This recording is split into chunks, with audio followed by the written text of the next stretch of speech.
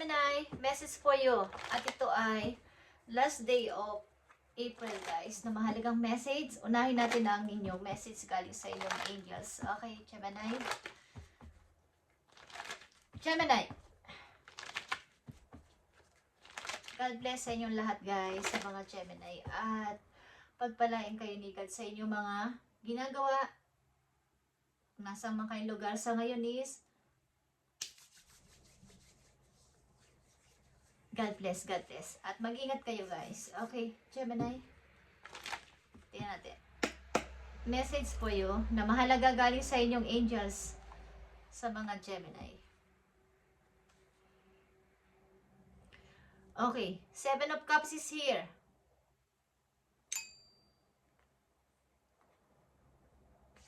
May mga importante kayong pagdidesisyonan simula sa araw na to. At kailangan nyo maging maingat or maging matalino sa pagpili or pag-choose. Guys, okay? At lahat na inyong pagdidesisyonan ay inyong isang guni kay Lord, kay Universe at sa inyong mga angels. Kailangan is wag nyo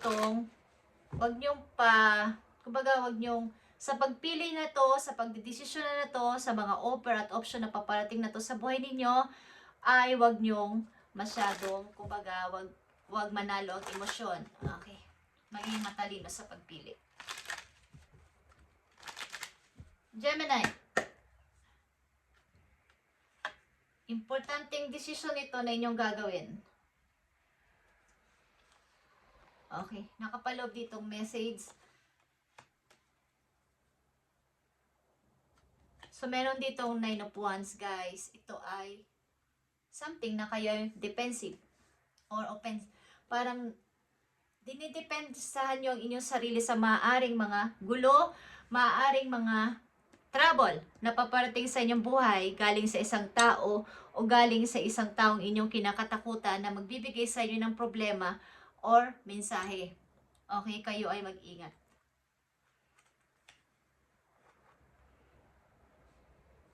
Mahalagang message ito po yun sa pagtatapos ng April, Gemini. Maaaring may takot ka sa tao na to at hindi ko alam kung nabigay ito sa iyo ng trauma.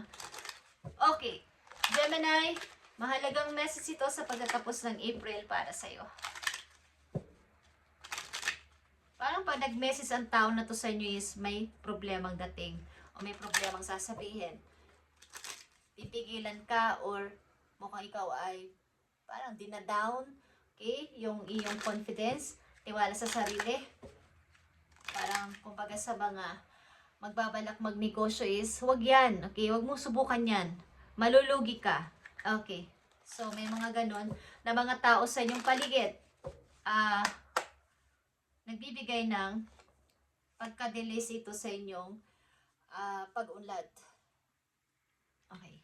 Katulad ditong 9 of Wands, huwag mo limitahan ang iyong sarili sapagkat ikaw ay mayroong unlimited na potential. Gemini. Huwag kang matakot sa sinasabi ng tao na to o ng mga tao na to sa iyong paligid at ikat nyo sila ng napakadali lang sa inyong buhay like a Queen of Swords. Matutong magsalita ng no kapag ayaw at matutong tumanggi. Okay? Huwag kang matakot at huwag mo limitahan ang iyong sarili. Don't hold yourself back or allow anyone else. Okay, this is your life. This is your life, Gemini. Live your truth and remain heart-centered at all times. Sa inyong sarili lang kayo maniwala at huwag sa sulsul ng ibang tao, Gemini. Tingnan natin ang nakapaloob dito sa inyong angel's message. Nandito ang 7 of action at ito ay 7 of wands. Ito din ay pag-protection sa sarili. 7 of Wands. Protect yourself, Gemini, sa maaaring mga taong dumuldul sa inyo, paibaba. Okay? Kumbaga ay, kung kayo nasa taas, inuuga-uga kayo para kayo ay bumagsak.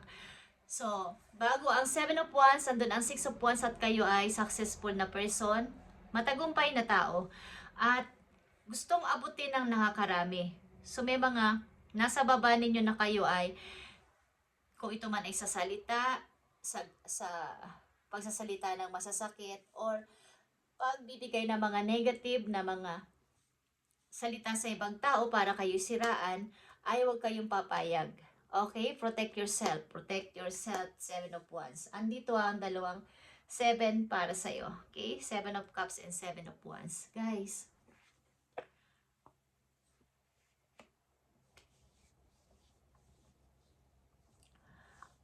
kumbaga ito ay alam ninyo ang inyong personal power. At alam niya ng mga tao sa inyong paligid. Kaya, protektahan nyo ang sarili nyo sa mga maaaring pwede sa inyong maghila pababa sapagkat gusto nila kayong gayahin. Okay? Be yourself. Be yourself, guys.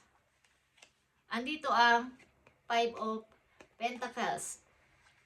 Andito ang Ace of Swords. At nandito ang 5 of Wands. So, marami ditong rival, guys. Sa paligid ninyo, maraming gusto kayong, kumbaga, abalahin. So, matutong, sabi ko kayo na matutong sumagot ng hindi. Matutong sumagot ng no kapag ayaw na at ayaw niyong papasukin ang tao na to, nagugulo na naman sa buhay ninyo. Matutong sumagot ng pagtanggi kapag hindi pwede. Matutong hindi entertain ng isang tao ang mga taong ito sa buhay niyo kapag hindi na, sapagkat ang mga tao na to o ang tao na to ang naglagay sa inyo sa pagka-stuck sa napakahabang panahon. At walang tigil na rival is here, guys. Pataasan ng pride. Okay. Maraming gumagambala para ang isang tao ay hindi umangat sa buhay. 5 of Wands is papunta ito sa pag-angat sa buhay, pagsasucess sa buhay, at maraming nagra-rival-rival. Maring ito sa pamilya or sa trabaho. Gemini. At maaaring ikaw ay nakaranas din ng mawalan, kaya lang ay natuto kang maging magsikap sa buhay. Ayaw mo na ikaw ay humingi ng favor sa ibang tao o humingi ng mga favor sa inyong mga kamag-anak. Sa halip is kayo ay natuto tumayo sa sarili niyong paa at kayo ay lumaban. Okay? Natutong alamin kung saan yung paraan para magtagumpay sa buhay. So don't place limits upon yourself. You are an infinite being with unlimited potential, Gemini. Okay? Napakahalagang message sa inyo sa pagtatapos ng April, guys. Ito ay lightness. Hummingbird. Okay? It's time to you to pursue your dream with determination by doing this. You will make them a reality. Joy is just around the corner, but you have to believe that it is possible to manifest your vision. Stop waiting and doubting. Kung kayo ay mayroong mga binabalak-balak sa buhay, kaya sabi ko dito, mayroon kayong pagdidesisyon na napakahalaga. Ano man itong desisyon na to, kailangan kayong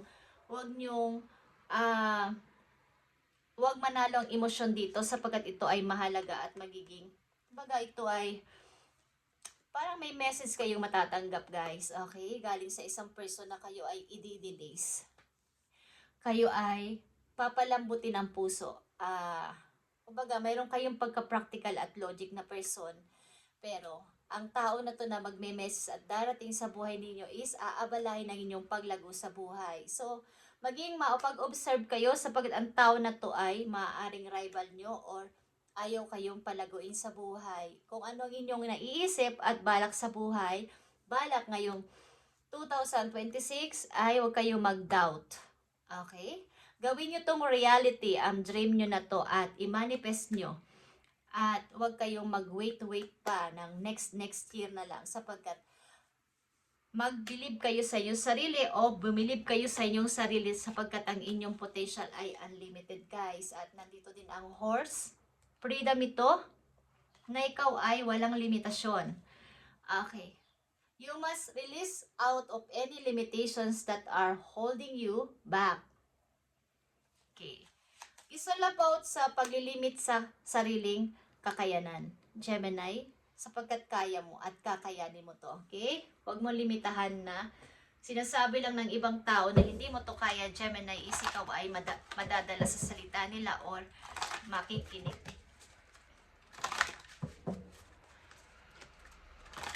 Huwag kang mag-doubt o magduda sa iyong kakayanan sapagkat ang iyong potential ay unlimited. Okay. And protect yourself. Kung kinakailangan kayo ay sumagot ng hindi sa mga taong gusto ulit lumapit sa inyong buhay na nagdulot sa inyo ng paghihirap is huwag nyo na silang palapitin sapagkat magdadala na naman to ng trouble sa inyong buhay, guys. Message up for you, Gemini, sa pagtatapos ng April. At kasama to sa pagpasok ng May, guys. Pagpasok ng May. At Taurus season na, guys. Sunod na dito ang Gemini, ang inyong season. So, andito yung pagiging masikap sa pagtatrabaho, pagpapaunlad sa pananalapi this month. Okay. Tingnan natin, Gemini, ang inyong message pa. Ito ay 2 of Raphael, ito ay 2 of Cups, guys. Ito ay soulmate na card. 2 hearts dedicated to creating something wonderful. Okay, don't give up on those love. Kung kayo nasa pag-ibig na at masaya kayo sa inyong pag-ibig, huwag niyong i-give up ang pag-ibig na to, huwag niyong i-give up ang relasyon na to at kayo ay mag-connect sa isa't isa. Kumbaga, patibayin pa ang bonding sa isa't isa. Yun ang ibig ko sabihin. Kung kayo naman ay long distance relationship, LDR na masasabi is, kahit man lang sa tawag, sa chat is, huwag kayong mawala ng communication, guys. Panatilihin yung kayo ay connected sa isa't isa sapagkat kayo ay pinagtagpo ni Lord para sa isa't isa kung kayo nasa pag-ibig. Okay? At nandito ang solution para sa inyo, guys. Solution. Success that comes from objective compromise. Self-control and patience. Forgiving and healing energy is here, guys. Ito ay spiritual message, okay? Na kayo ay maging mahaba pa ang pasensya sa paligid sa mga tao sa inyong buhay at self-control. Okay? Self-control. Kung kayo ay nakakaranas ng ganito ganyan, is kailangan yung kontrolin ng inyong emosyon. Guys, sa mga Gemini nandito, is panatilihin nyo kayo ay cool na cool lang. Okay. So, saan man to, sa pamilya man to, sa inyong trabaho ay maraming rival, guys. Pataasan ng pride dito at pataasan ng, kumbaga is, ako ang dapat manalo. Away. Ako ang dapat manalo. At huwag niyong payagan na mga tao na to ay, mga tao na to ay bumalik at guluhin na naman ang inyong pagiging. Kumbaga, ang ilan sa inyo dito ay nakasurvive na sa napakalaking problema. So, huwag niyo pabayaan na pumasok again ang person na to sa iyong buhay. Okay? Last message for you, Gemini, sa pagtatapos ng April. Thank you, Spirit. Tingnan natin, Gemini. Andito ang full moon in Pisces at ito ay forgive. Okay? Ano man ito is kailangan dito ng forgive o pagpo-forgive sa isang tao, pagpapatawad sa isang tao, or paghingi ng tawad sa isang tao. Ano man to, guys. Kung ano man ang inyong naranasan o sitwasyon sa kasalukuyan is gawin nyo to para sa inyong tahimik sa buhay. Tahimik na pamumuhay. Hindi masama o hindi ang kababaan ang pride ang paghingi ng sorry o pagbibigay ng sorry sa isang tao. Hindi yun kababaan. Yun ay pagpapalaya sa sarili para sa mas lalo pang pagdating ng mga biyaya sa inyong buhay. Okay, is yun ay isang way para sa magaan ang pasok ng blessing pa, mga biyaya pa sa buhay natin. Okay, Gemini, thank you and God bless. At mapuno kayo ng blessing pagpasok ng May. Okay, simula sa araw na to, kaya ulanin ng blessing, biyaya sa pagkain, sa inyong health at sa inyong money is dumami pa. Okay? Thank you, Gemini, and God bless.